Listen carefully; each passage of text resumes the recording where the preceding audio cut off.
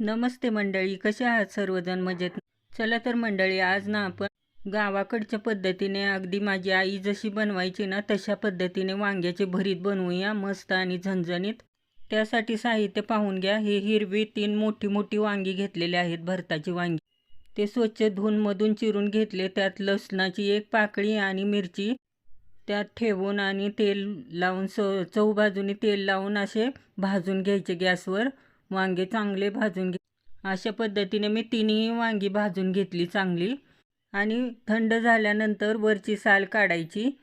आता हे तिसरेही वांगे आपण भाजून घेऊया छान आणि नंतर थंड झाल्यानंतर साल काढूया. हे 2 टोमॅटो तेही मी गॅसवर असे भाजून घेतले, त्याचीही साल काढून पाहू शकता आपण.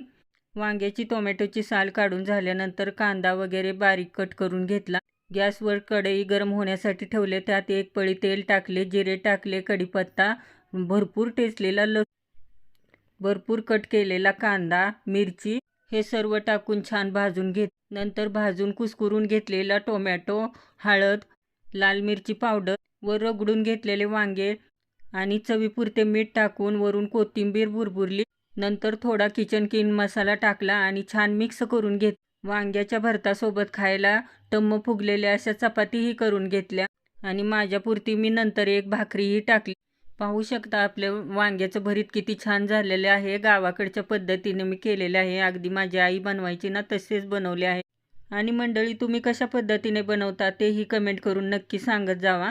तुम्हाला आवडले की नाही, किंवा तुम्हाला काही प्रश्न विचारायचे असतील तेही कमेंटमध्ये विचारत. आवडल्यास एक लाईक, शेअर, सबस्क्राईब करायला विसरू नका. धन्यवाद.